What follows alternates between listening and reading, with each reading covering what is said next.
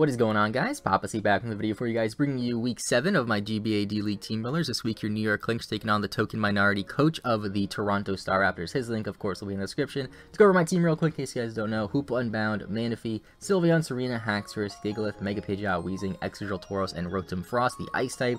The two pink ones are my Z captains in my opponent's roster over here. He has his nicknames too, in case you guys want to see that. He has Mew, Mega Kangaskhan, which, I mean, those two Pokemon are threats, obviously.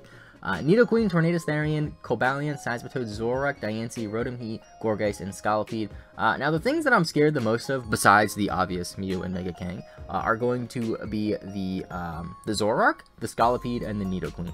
Reason being is because I really want Nidoqueen to be able to sit up on me. I don't have too many things on my team that can hit Nidoqueen that hard, which is a bit of a problem. Outside of, like, Excadrill, I guess, but still.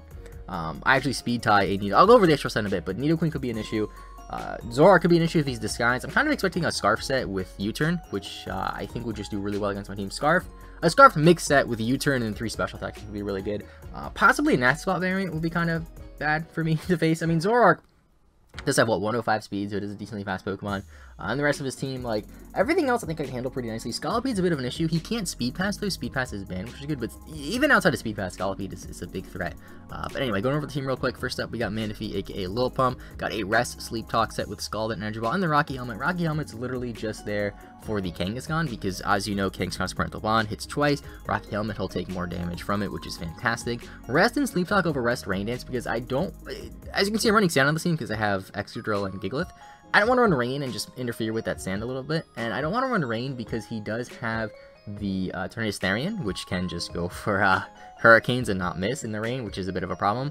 The only downside of Rest Sleep Talk is obviously if I get Rest Sleep Talk and then I Sleep Talk the rest, that sucks, which is probably going to happen because, let's face it, I've been relatively unlucky would be an understatement. I've been unlucky this season.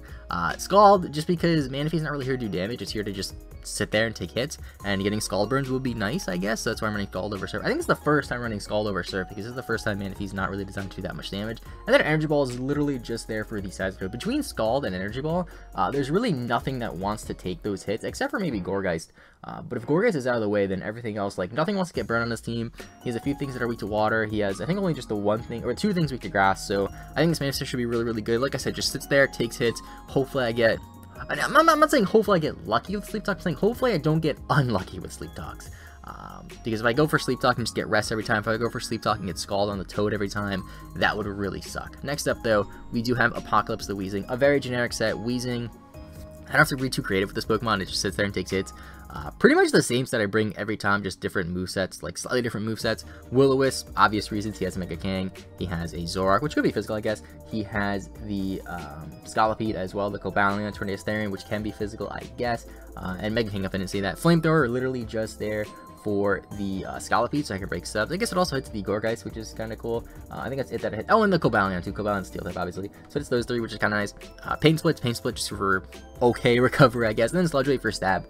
I don't think there's anything on the team weak to poison, if I'm not mistaken. It just does the most damage to things like Rotom-h and stuff like that. So that's why I have this set. Next up, we have Lord Nasus the Tauros, which is Choice Scarf, which might be my lead, actually. I'll explain why in a second, but we have Body Slam, Earthquake, Pursuit, and Rock Slide. Jolly enough to outspeed a Zoroark, or a Scarf Zoroark, I should say. And then transversely, if anything else on his team isn't Scarf, I outspeed everything on his team, which is great. So, Body Slam just does the most damage. Thought about running Rock Climb. Excuse me as I burp there. Reason being is because Rock Climb is less accurate. I think it's like 15 less accuracy points, but 5 more base power. But that base power makes a difference because I forgot what role it was. I think it was on Zoroark. A Body Slam to a Zoroark is like a 20% chance to kill, but a Rock Climb to a Zoroark is like a 68% chance to kill. But then you have the 15 less recoil. So basically, I want to lead Tauros. If he has Zoroark, I'm leading Tauros and expecting the Zoroark to be a lead. And I'm just going to click Body Slam, do as much damage as I possibly can to it. I also have Pursuit. If he does lead Mew, I can just Pursuit Trap it, which is pretty nice. He could set up Stealth Rocks if he wants, and I can actually gauge what kind of Mew set he is based on the Pursuit damage. Pursuit's also nice for the Gourgeist as well. Rock Slide is there for the Tornadus Therian, and Earthquake is there for the Diancie, for the Cobalion, for the Nidoqueen. Ground coverage of this team is actually really, really good because his only immunities are the Rotom-h and the Tornadus Therian, which I can hit super effective with other moves like Rock Slide, which is actually really nice on this thing. So if those two are out of the way, I can just click Earthquake like 6 times, and hopefully that'll be enough. But next up, we have Kirishima, the Gigalith with the Smooth Rock, really just here to set up hazards, or not hazards, set up hazards, I guess, Stealth Rocks, and Toxic. but to set up the sand. Rock Blast is there basically just to break subs on Scolipede. Rock Slide's also there for the Tenacerian. Rock Slide, or not Rock Slide, Rock Blast is just there because it's stab basically. Earthquake, again, same reason as why it's on the Tauros. Earthquake ground coverage against team is actually really, really good. And then Toxic's kind of filler. I had no better move to put there, but I figured like if I can Toxic something on the Switch, like maybe Toxic, I don't know, what would you switch it on this thing? Maybe a Seismitoad on this thing? That would be kind of nice. Stuff like that. It really just here to set up rocks, set up hazard, or set up rocks, set up sand, and then switch out and do something else. He might be a potential lead as well, just so I can get rocks up and sand. Because look at his team, his only, I mean, he actually has a few decent Stealth Rock options now that I look at it. He actually has a few decent leads in general. Like, he could lead Mew with Stealth Rocks, he could lead Nidoqueen with Stealth Rocks, he could lead Cobalion with Stealth Rocks, he could lead Zoroark with U-Turn, he could lead Toad with Stealth Rocks, he could lead Diancie with Stealth Rocks, he could lead Rotom with Volt Switch, he could lead Scolipede with, actually, I was gonna say Baton Pass, but he can't Baton Pass, but you know what I mean. So this thing could be an okay lead depending on what he brings on his team.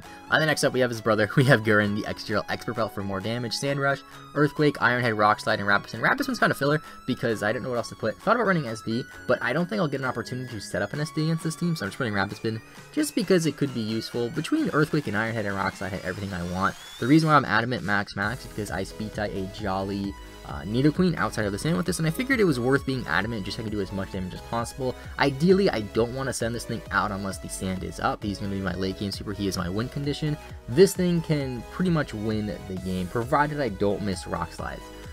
The ideal situation is get rocks up, get a little bit of damage off with things like Manaphy, with things like the Tauros, even the Weezing, get a little bit of damage off, and then just send out X-Drill and click Earthquake and Iron Head, and Rock Slide if I need to, a couple times, and hopefully win the battle. The biggest thing that stopped this X-Drill, though, is the Gourgeist, which I kind of expect to bring. I thought about bringing Shadow Claw just for the Gourgeist, but I feel like even like at the same time, even if Gourgeist comes, if I can weaken it just a little bit, I'll be able to two-shot it, most likely, which isn't the worst thing in the world. So that's the biggest, if the biggest threat to your X-Drill is a Gourgeist, then I think it's a pretty good bring, if that makes any sense.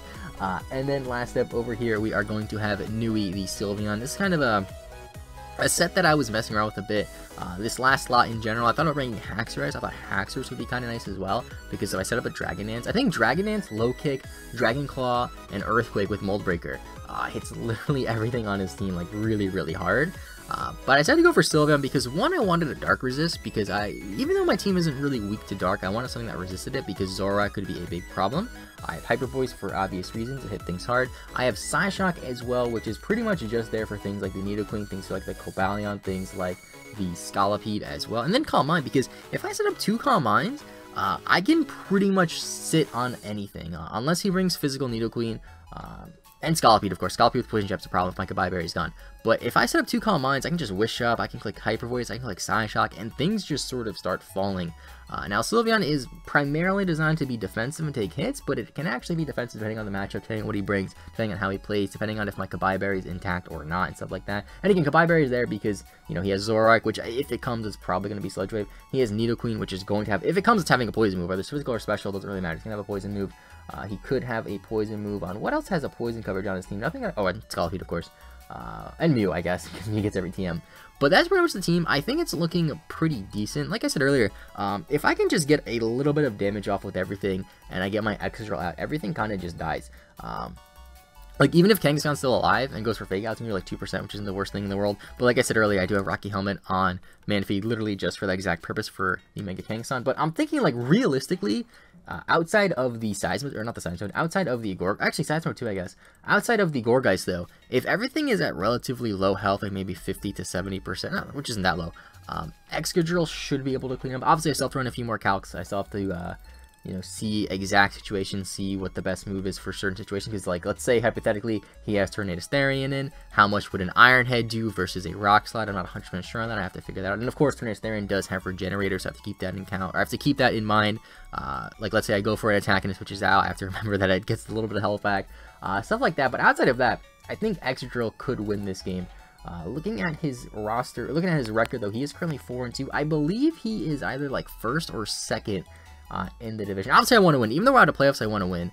Something that people kind of didn't really understand. The way I look at it when you're in a league, or when you're in anything that is, you know, similar to a Pokemon Draft League, that when you're in a league, basically, I never really understood the point of just tanking and not really trying when you're out of playoffs. Because the way I look at it is, if I played this person week 1, would I build a different team? Do you know what I'm saying? I feel like the only time you should quote-unquote meme is when the game literally doesn't matter. Like maybe at the last week of the season, if me and my opponent are both out of playoffs and there's no possible, like if that game has no impact on anyone else, then yeah, maybe I'll meme. But in a situation like this, if I was playing Token Minorities week 1, obviously I would try to win. So I'm not going to just sit here and be like, oh, let's bring Quick Attack, Choice Banded, Sylvia, and stuff like that. Like, no, unless it works, which I don't think it really would work in this matchup.